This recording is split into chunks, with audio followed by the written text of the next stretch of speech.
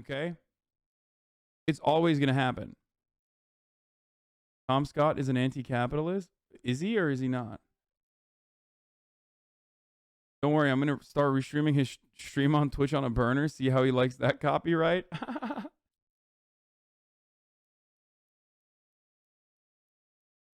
So yeah, the thing, we're going to get back to that right now. The thing that I don't get is that there are some episodes of similar shows on which full are posted on official YouTube channels. Are those okay to watch?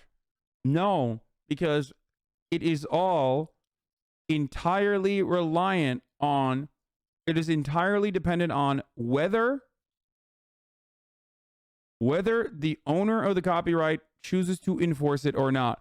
Also, one other thing I will mention about this is that this DMCA debacle has 10,000 tweets, and yet I have 25,000 fucking tweets to show you further where people's energy lies on issues like this, okay? I just want to point something out here. Motherfuckers do not care about copyright. They care about how far it goes in shitting on someone that they fucking despise.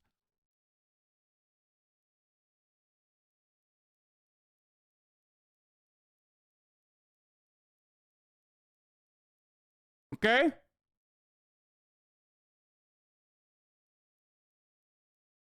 Ha, you're mad, aren't you, nerd? I'm sitting in my one-bedroom apartment couch seething. My life sucks, but today the billion-dollar production company flexed their muscle and you're mad. The little guy like me won today. Me and Elsa will still celebrate with frozen pizza tonight. Yeah, and I hope the middle of that frozen pizza is fucking cold, dude. Guess what? Charlie says, no one likes the MCA. No one is licking corporate ass and applauding them for banning Pokimane. It's just common sense. You can't stream a full TV series / anime / movie franchise on Twitch. No studio will ever say, yeah, if you buy our Blu-ray, you can stream it to 40K people who haven't.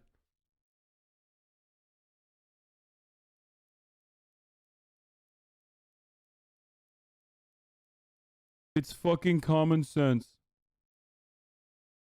Did you watch Charlie's video? Not yet. We are going to, after this Tom Scott video is over. The next step is a lawsuit. Maybe for the uploader, but more likely the same would happen as all those years ago. The big media companies would go to YouTube and say, you're allowed. You talk way meaner to us than you do Ludwig? Yes, because I have the context of knowing Ludwig. Sometimes when there are chatters who I've known for a very long time and they say something, I also recognize it because I'm a human being. I know Ludwig. I love Ludwig. I've hung out with Ludwig. Okay. I have experiences that I have formulated with Ludwig that is entirely different than someone coming in here and being like, haha, you just got absolutely ass blasted by the mega corporation, and that's a good thing. So yeah, when someone says that, I have to ban them. When Ludwig says that, I know Ludwig. I've known Ludwig's sister for even more years than I've known Ludwig. I have a relationship with Ludwig. I've kissed Ludwig, okay? So clearly, that is the difference. I am not, unfortunately, I'm not an empath, okay? I'm not an empath, and therefore, I can't fucking, you know, as an empath would, figure out what the intentions are when someone is fucking trolling in the chat. Usually I'm very open-minded, and I still respond to people, but,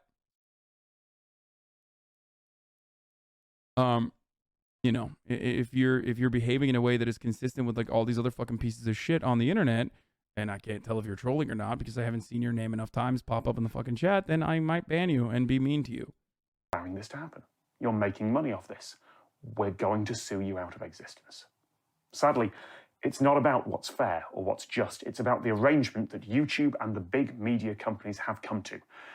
It's not ideal, but under copyright law, current copyright law at least, I don't think there's a better option. And I don't want to sound like the grumpy old man complaining about the kids these days. But yes, when I started on YouTube, 2006, there was no monetization option. Creators could not earn money on platform at all.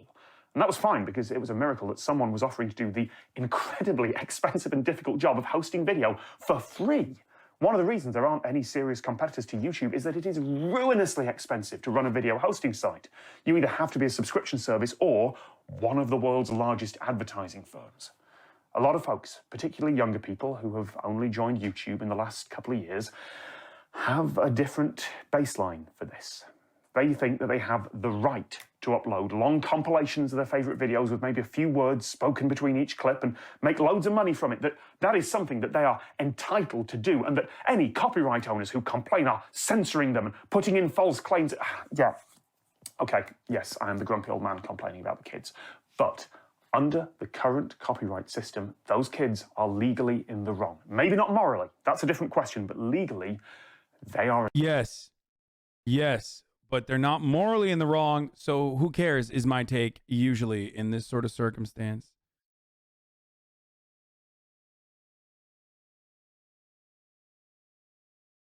Okay, we might have Moist Critical come on in a brief moment after this video as well, but I gotta pee first. Are in the wrong. There is an enormous distance between what the law says and what the world's actually doing. And that is where most of this tension comes from. So, how do we fix it? I have to pee so bad! Hold on.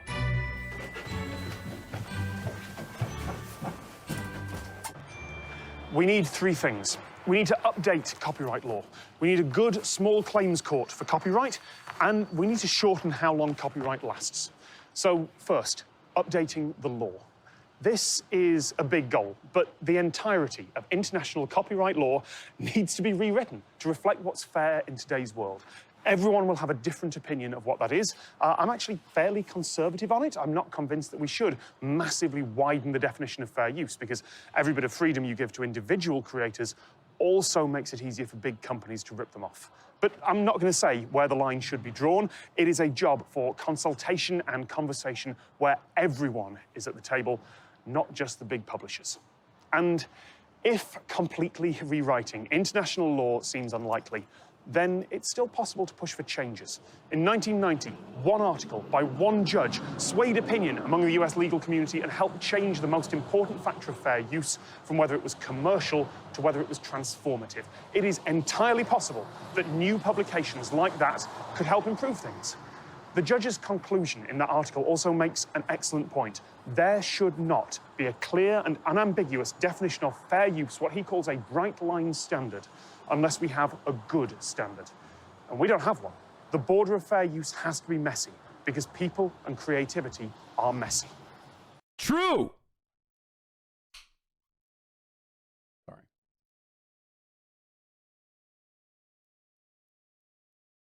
Imagine someone putting on a relatively small YouTuber's video and walking away for peeing. Clearly you don't care about the video, you're just using it for content. I don't know how you can defend his behavior. It's immoral.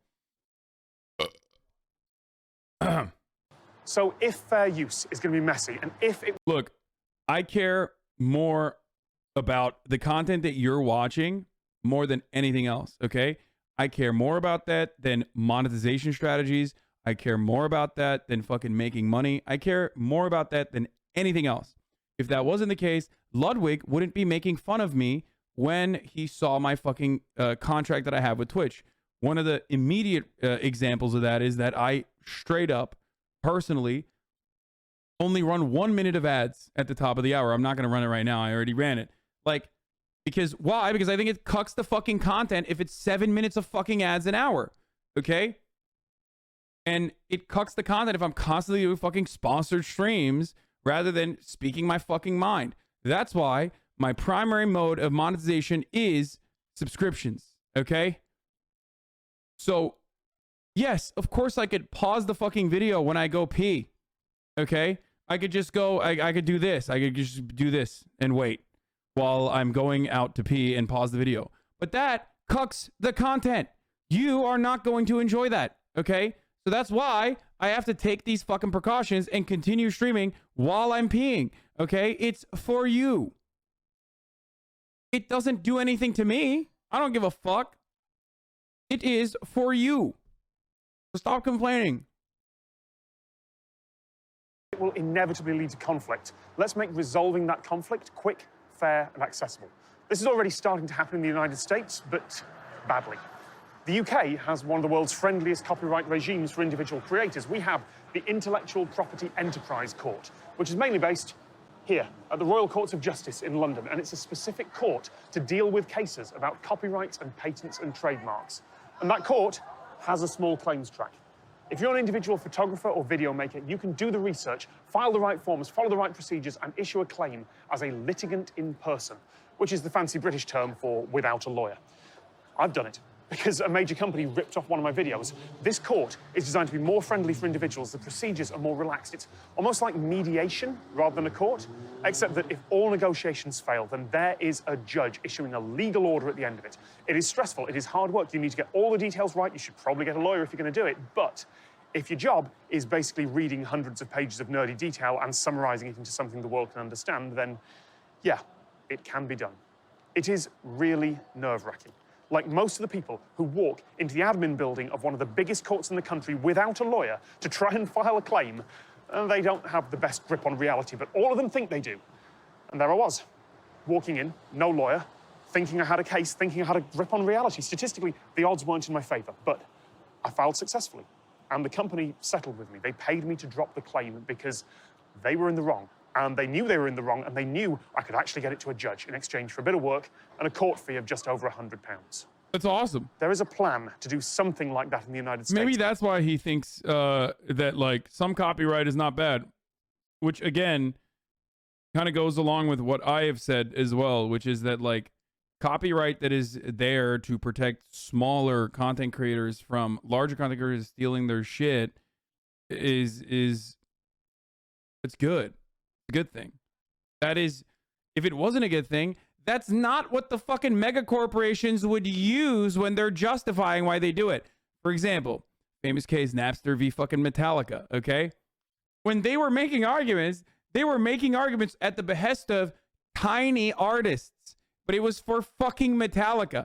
But it's a little bit more ridiculous when you're like, hey, we as a mega corporation believe that, like, or a mega brand that, you know, has billions of dollars in revenue are fucking mad that, is that what he said in When I Peed? Okay, well, there you go. Didn't even need to fucking watch it because I already pre-watched it. That's right.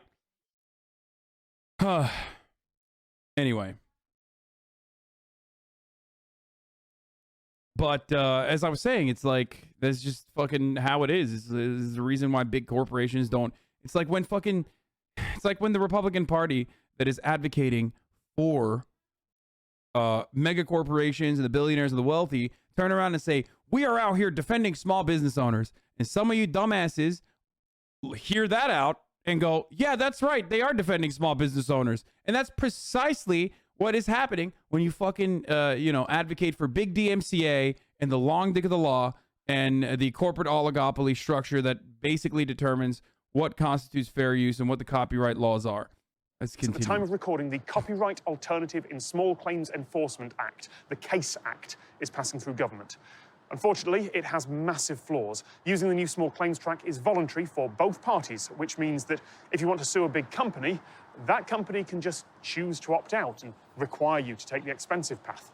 And to quote an explainer, if the losing party does not comply with the judgment, the prevailing party can bring an action in federal court to enforce it. So if you actually want the judgment to be effective, you may have to take the expensive path anyway. In short, all the power is still with the people who have money. And also, Charlie's coming after this. He's already in the, I think he's like in my Discord or something. He was saying that like he's watching the stream. Oh, and it means that it's now much, much cheaper for big companies to try and enforce unfair claims against large numbers of individuals. It's a so-called default judgment mill. The CASE Act is not a fix. It's a step sort of in the right direction, but it's not great, and it may well lead to more problems. There's also a wider problem dealing with this across international borders, but that's a separate issue. Having a working small claims process in the United States would help address the massive imbalance between the rights of individuals and the rights of huge corporations, at least on this platform, on YouTube. And even if that's just in the US, from there, the world will follow. So then finally, we shorten how long copyright lasts. Yes! Under current US law, if a modern work has an individual author, then its copyright generally lasts until death plus 70 years. For works by a corporation, it's 95 years from publication. There are a huge number of that number suspiciously has grown whenever it has reached a particular IP. That number suspiciously has gotten larger and larger and larger every single time, every single step of the process. Whenever there's a particular a mouse in question, I wonder what that fucking IP is. Strange stuff, dude. Strange stuff happens. Complicated factors for older works because of the many, many changes to the law over the decades, but that's a decent rule of thumb. And that's too long. Yes. Singer-songwriter turned politician Sonny Bono, the person who the Copyright Term Extension Act of 1998 was named after. He believed that copyright should be forever. That the great Ew. That is nasty as fuck, dude. You are the fucking worst, okay? What a fucking awful, awful anti-art, pro-capitalist, disgusting approach. Holy fuck, dude. Some of these recording artists are just like, they're insane, okay? He also got killed by a fucking tree. Wait, really?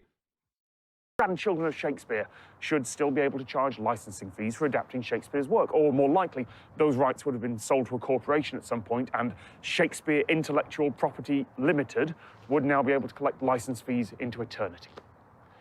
I think that opinion is so ridiculous as to be indefensible. If copyright lasted forever, if nothing ever entered the public domain, then yeah, someone would still have the final say on how Shakespeare could be adapted or performed. Perhaps you could perform it however you wanted, but only by paying an enormous license fee. Little community theatres like this, priced out. Or perhaps someone would want to defend the Shakespeare brand guidelines and insist that all adaptations be entirely faithful to the original text. So no Baz Luhrmann Romeo and Juliet without permission, no 10 Things I Hate About You without permission. The Lion King? Very close to Hamlet, that you want to avoid that lawsuit, making a reference to how all the world's estate. Because ultimately, as I've said probably 700 times in this process, art is fucking derivative, okay? Derivative. Age. Pay up, needs a license. And if you think that's ridiculous, find any book that quotes one copyrighted song lyric. He had a bad taste, so let's celebrate his dying in a skiing accident. Disgusting chatters. Yeah, disgusting chatters. Able to introduce a chapter, there will be an acknowledgement somewhere that they've got permission from the copyright holder. The point of copyright is to allow people to profit from their creative work. I am not against copyright. I rely on copyright to earn a living. But the works that fall into the public domain are vital for creativity. And patents only last 20 years. 20 years before your patent expires and anyone can take your actual, physical, real-world invention and just churn out cheap copies for everyone. If you invent something that literally changes the world, great. You get 20 years to make all the money you can, and after that, you will be outcompeted by other people who can do it better and cheaper. But write a song, you get until you're dead, plus your descendants get another 70 years. That is ridiculous. And meanwhile, all the orphaned works, the obscure things where no one can track down the copyright holder anymore to ask for a license, well, they can't be archived, they can't be copied, they often can't be preserved at all, just because no one knows who to ask for permission. The longer copyright is, the worse that problem gets. And I know a 20-year copyright term that matches patents would never get through modern politics. When you have enormous corporations that earn billions from their copyrighted back catalogue, it is trivial for them to spend a fraction of that on lobbying to make sure. Now, this part, by the way, or this take, by the way, should also be obviously expanded to pharmaceutical patents, right? But in the case of pharmaceutical patents, I think that that is like abysmal, okay? I think that that is so abysmal that it should be illegal, and every single person that has ever enforced it and every single person that has ever advocated for it should be locked away in jail. This only fucks up art, and art is important, and it's beautiful, and it's entertainment, and it's content, and it fucking makes our lives a little bit better when we're going through horrible shit, regardless, right? But that is nowhere near as fucking damaging and as horrifying as doing this to pharmaceutical patents. Your copyright doesn't get reduced. I would like it to be 20 years. I would campaign for 20 years, but I also know that it's not going to happen. And to be fair, it does feel like the people who made the songs of the 80s and 90s, the songs that are still being listened to in this current nostalgia cycle, they should probably be able to make some money from that. So I would suggest 50 years. It's an easy number. It allows a couple of nostalgia cycles to happen. And it would mean that right now, the 60s would be public domain and the 70s would be on their way. The decades that are no longer pop culture nostalgia, but history. Pachelbel, Chopin, Beethoven, they should already be joined in the public domain by Dylan and Mitchell and Hendrix and Klein, Shakespeare and Shelley, either Shelley. They should be joined by Lee and Heller and Orwell and countless others, including the works that no one can trace the owner of, because after 50 years, you shouldn't need to trace the owner of a work. You should just be able to use it. Anyone should be able to make a James Bond movie by now, because they'd probably do a better job. Yes, the people who have already made ludicrous amounts of money would not. Oh, the other thing I want to say to the pro cappies, because there's a lot of fucking cappies in here, right? Like, there's a lot of trolls. There's a lot of people who are like, I love capitalism. I will literally suck a factory's cock if I could find it, right? Like, oh my God, managers are the real heroes, yada, yada. It is fundamentally just against free enterprise to engage in this sort of rent-seeking behavior. So there's that too. It like doesn't even make sense from an ANCAP perspective to have these sorts of fucking patents. Because like, yeah, compete, motherfucker. Compete against other places that are actually fucking, I don't know, producing better content then. Compete against them. What do you mean IP? What the fuck is that? So you are not even beholden to your own worldview and your own values that you fucking believe in, supposedly. How do you counter someone that says it motivates companies to do more research? It doesn't. That's how you counter it. When you look at novel chemical compounds and their creation, the by and large majority, or not majority, but the per capita novel chemical compounds still come from publicly funded research rather than private research. Most of that still relies exclusively on publicly funded research, and there should be no profit incentive or profit motive anywhere near that, because people are not psychotic, vulturous monsters who are like, I'm going to invent something specifically so I can make money. Some people simply want either the props or because they want to fucking save human beings. Okay? So, delusional take. I don't know if he's saying that to me or not, but that is the unfortunate reality for you, chatter, if you do legitimately believe that the only reason why people fucking make medicine or invent shit is because they want to make money off of it, and a lot of money off of it. I mean, the greatest example of this is insulin, chatters. I don't know if you know this, but the inventor of insulin sold it for $1 because he did not think that the patent should ever be sold for profit. And yet, here we are in the United States of America paying out the ass for insulin if you have diabetes.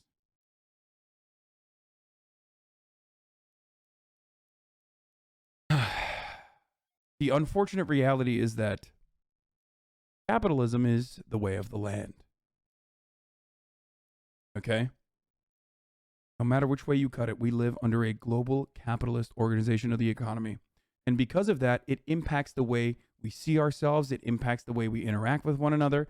And because of that, we unfortunately forget that collective action is at the heart of human achievements and accomplishments just as much as, or even more so, than individual acts. Okay? But because we live in a capitalist organization of the economy and it impacts every facet of our lives and it makes us feel the way that we do about ourselves and about our fellow men and women, that we mistakenly assume that selfishness is the most important natural human phenomena. But to be human is to overcome nature. Okay? Let's continue. Not be able to. By the way, this was a 42-minute video, and I've been watching it for 2.5 hours, and that's precisely why I fucking transformed this shit. It's really funny when LSF oftentimes is fucking shitting on me for constantly pausing and constantly fucking giving my take, and then they turn around and they say, all you do is watch YouTube videos, and you don't do anything. You just never pause the YouTube videos. You're just stealing the content. Suck my fucking dick. Make as much anymore, sure. But the artist's work, the thing they're supposed to actually care about, could be enjoyed and built on by everyone. And the few artists from back then who are still popular will be absolutely fine, continuing to make money from their world tours and merchandise and public appearances and newer albums.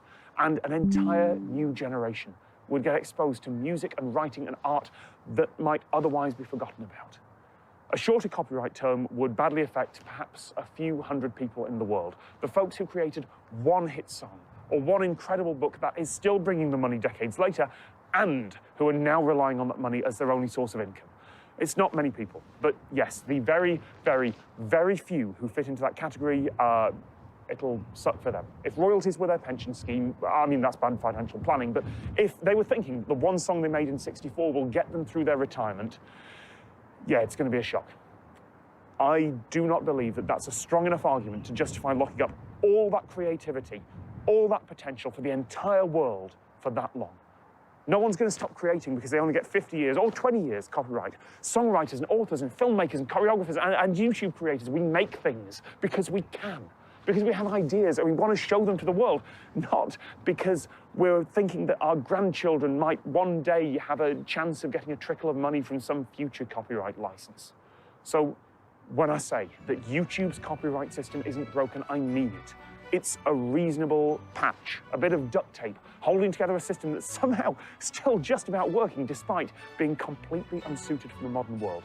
Yes, occasionally it goes wrong. When that happens, it should be fixed quickly and transparently. But the long-term solution is not to apply another patch on another patch on another patch on another patch. The solution is to fix the system that it's trying to work. I don't know why people thought I was going to disagree with this. I do agree with him. Content ID is a product of our insanely over-encompassing and oftentimes psychotic and counterproductive and anti-art copyright laws that we have. YouTube is simply a platform that is trying to abide by those restrictive legislative measures while simultaneously allowing new content to exist on its platform. So I do agree with him that, you know, the world's copyright system is fucking fundamentally broken. Obviously, the reasons for why I feel that way are Marxist ones. I don't know if Tom Scott is also of that same mindset. Maybe not. But yeah, we do end up agreeing on this in the end. Work around, because that's the problem. YouTube's copyright system isn't broken. The world's is. All right, that's it. Remember to like, comment. Oh, come on. Over on Nebula, I've got a new series. Here's the trailer. He's an open source guy, lol. Okay, there you go. I liked him a lot. He seems like a very serious dude, and he probably would fucking despise me, considering like what he, like, the slight against Ethan a little bit. Like, if he thinks Ethan is unserious and like kind of, you know, like that, then he's gonna fucking hate me overall. But I like it. I like him and I like his content. His videos are actually incredibly interesting. Yeah, I'll watch more of his videos for sure. Ever notice there are multiple email services but only one video service? Yes. Basically a Tom Scott parody video. He said on Twitter he doesn't like he was made a meme. What? I think he hates Reddit just like you. No, but I can tell that he's the type of dude who would not like me, because like he would see a fucking out of context clip of me and be like, this is a fundamentally unserious person who reacted to my video and misunderstood the point because he saw like 30 seconds of it. You know what I mean? And I feel like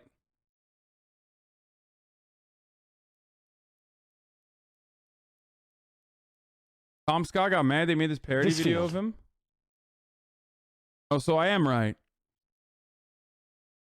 Right here, in the middle of nowhere in Russia, doesn't look that useful. Because it's not. Nobody, not me, not locals, not tourists, cares about this field. Anybody? He got mad? No way, dude. There's no way. He would discover your bravophobia. Yeah, I claim to be a bravophobe, but yet here I am taking bruvs very seriously all the time. Curious. All right, let's see. Where the heck is Charlie? He probably fucking died, okay? Homie probably died waiting for me because, you know, it took a long ass time. Here, I'm gonna call him. Hello?